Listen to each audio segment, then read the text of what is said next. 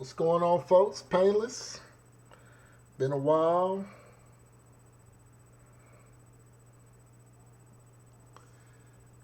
And it's been a lot going on.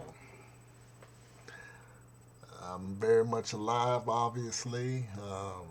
Life has been good. And been doing my thing.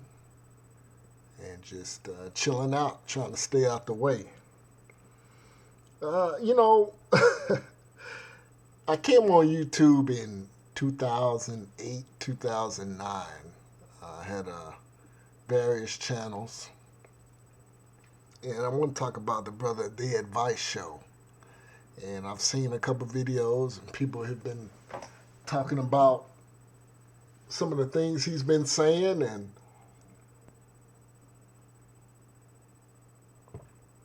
I knew Advice Show, I knew his wife was Mexican.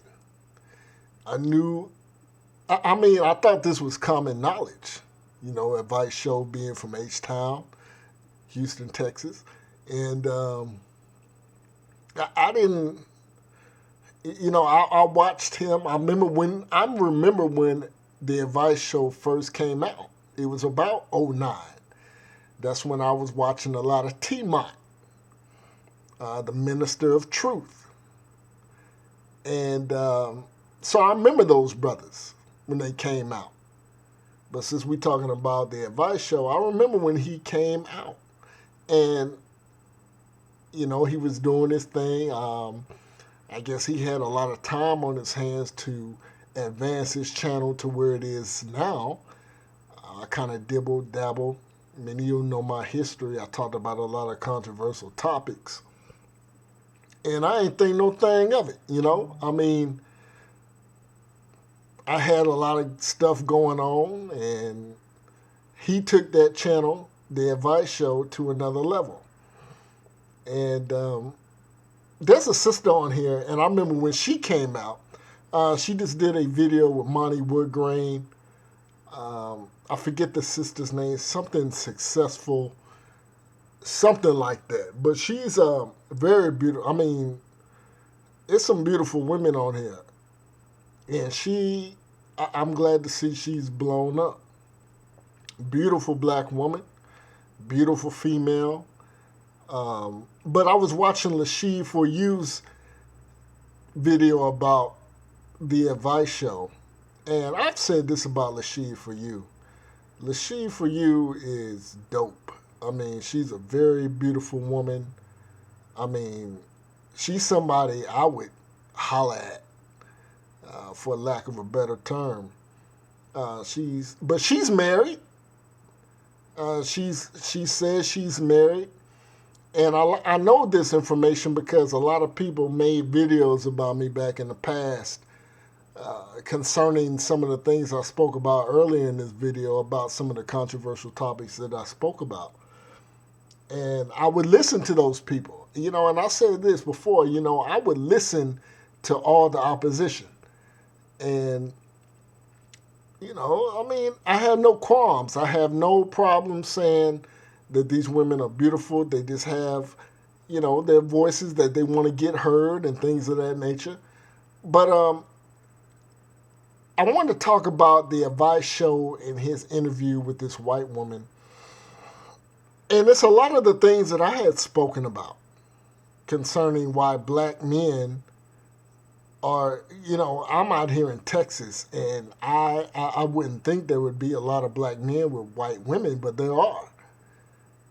And I've said this about that. There are beautiful women. My position is there are women are beautiful in general. White, Hispanic, Asian, black, whatever have you.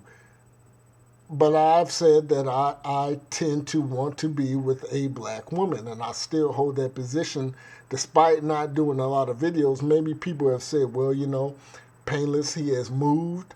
He has probably gotten acclimated to wherever he's at, and I'm in the state of Texas, and he's probably changed his position. No, I haven't. I'm very much single. I'm out here just mingling, watching, again, staying out the way. this doing my thing, this building my empire, getting my little slice of the pie. But I have a preference, and it doesn't mean that I won't dibble and dabble with certain other women. But I know in the end game, I prefer to be with a black woman now. I know I've done a barrage of videos, and maybe you all know me from the past about black women and some of the hiccups that I've saw that has kept them from seeking their so-called black king. But nevertheless, this is where I'm at now. But to get back on that, it's really predicated off Lashia For You's video, in which she went point by point, in what I perceive to be point by point of the interview between that white woman and the Advice Show and some of the things that they talked about. I've said that black men are the garbage men of the world. Many women know that when all else has failed, their men, i.e. Hispanic women, white women, most notably those two, Asian women pretty much stick to their own. But white women and Hispanic women, especially Mexican women, they tend to, when they get up in their late 40s and early 50s, or even sometimes down in their mid-30s to their late 30s, when their men are checking for them, they know when all else fails, there's a black man out there that's willing to placate to them, that's willing to take them as they are, per se, and wine and dine them. And I've seen this live and uncut. I've seen this. And it's for a variety of reasons, in my opinion. I've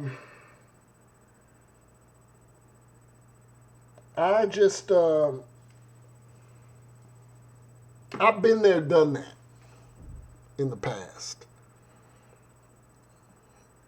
And sometimes we as black men, we say things and we get caught up in the web of agreement from other people and we don't even know. I listened to that white woman who is doing a co-show with the Advice Show, that, black men, they take us as we are. I believe the white woman said that, they don't have the hang-ups like white men had, as she said, that, they will, if we have a little extra or whatever, and this is why we go. Basically, she was kind of co-signing everything that I've said up to this point and in the past concerning black men dealing with other women. I watched a show on that, I think it was on, because I have Amazon Prime, and there's I like a lot of B movies, and this B movie was about this heavyset white woman, I will say, that had a turbulent relationship with a black man in the past, had a mixed race child, and she was older now. She was working for some guy, and she was sickly. She went on to get LASIK surgery. I'm pretty sure some people have seen this movie just because you were bored or you have a liking for B movies. And, this in a gist, to make a long story short, this brother, he was an average-sized brother, looked like he keep himself in shape, but he ended up loving and adoring this heavily obese white woman, even though she had surgery. And I immediately thought that this was a propaganda. And it's in a sense where this has been going on way before this B movie even dropped. Brothers have been dealing with heavy-set women in a sense of loving them and marrying them for a variety of reasons. I believe a lot of black men today have been scorned, have been browbeaten by black women in the past, usually by their mothers, usually by their female family members which are close to them, and they look for solace, and they look for they look for this inner loving from women, most notably outside their race, to soothe that scorn and all that turbulence and all that chaos that they went through with black women, not only in their families, but in school, just throughout the day in life. And they have this happy-go-lucky white women, which a lot of white people, they have a certain ep about them that I've noticed. I mean, these things are not, they're not hidden. They're seen if you're really paying attention to them. All right? And it's this something that I noticed. I said that a lot of, when we grew up in school, and a lot of, I'm about to be 40 in a couple months. And a lot of black people my age, maybe mid-30s, can attest to this. A lot of our teachers were white. And in many instances, some of these white, especially white women, were the only things that we saw as someone being nice to us.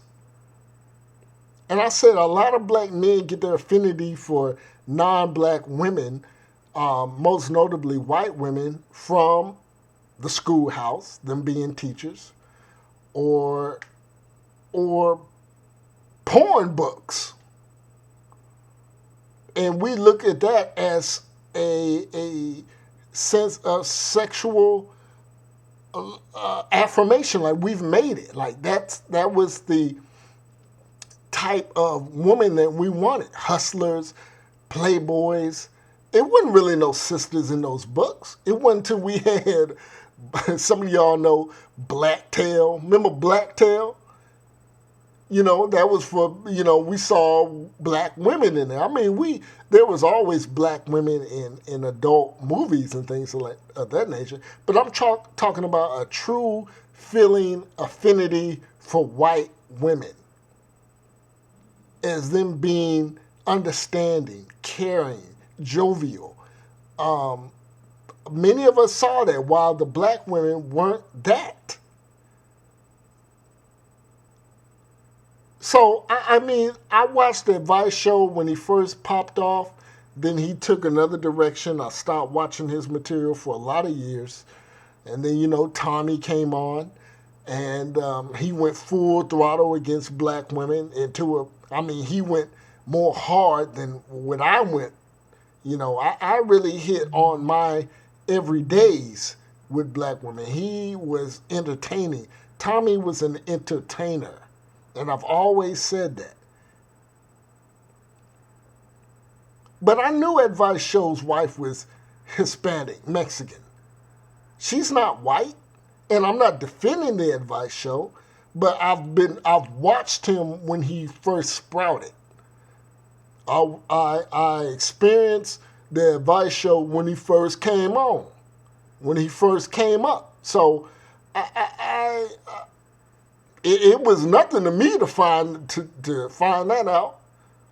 And some people saying his wife is white. No, she is a Mexican female in Houston, Texas. I don't know where she's from, but I know the Advice Show is from H-Town. And I knew his wife was Mexican. He said his wife was Mexican way back in the day. Now, whatever he said, again, like I said, I wasn't watching him, because I watched him for like a good 8 months. Then, the Advice Show, he doesn't really have a radio personality voice. He's more like a fit script type guy. There's a couple guys I can just listen to. Like, shout out to the brother Mad Voodoo Man, a.k.a. Iceman. I listen to that brother because he speaks and he has something to talk about. I think the Advice Show took on different personas to build his channel, and he wasn't being his original self. And I just stopped listening to him. But there's a couple guys and females I listen to. I listen to Lashee For You. I've been listening to that sister for years. Mad Voodoo Man, I've been listening to him for years. Mr. Hollip, Holipsism, I've been listening to him for years. I used to listen to Tommy, but Tommy got kind of outrageous with his stuff, and he wasn't really sending a message. He was being an entertainer. Those people who I just mentioned, they were putting out information in a way that I would put out information. And that's not necessarily why I was listening to them, but they were putting out good information, and their voice was soothing. I didn't get that after a while from the Advice Show. Tommy Sotomayor lost that luster over time in his delivery. Hence, I stopped listening to him a lot. And there's some other guys that I listen to that don't have the subscription fame that a lot of those people I just mentioned do have. But nevertheless, they drop, their voice is soothing. I can relate to them. But, I mean, hey, I don't know. It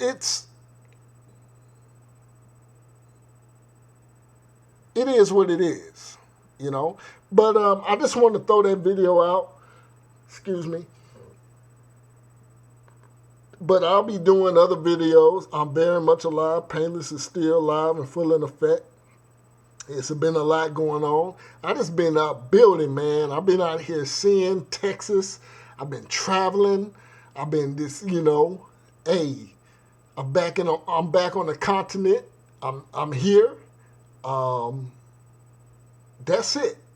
It's gym, it's work, gym, come home for me, pretty much. And I go out and dabble here at certain bars and things like that. Don't do clubs. I don't like people knocking into me. I don't like people brushing up against me, so I don't do that. But I'm here, and I'll be dropping some videos here shortly. But yeah, I just wanted to talk about that. I remember the Advice Show again in closing. So all this stuff, a lot of y'all are new booties. Y'all, you haven't been on the scene that long. And I'm not here to discredit the Advice Show. I'm not talking down to the Advice Show. I'm just saying. I thought this was common knowledge again.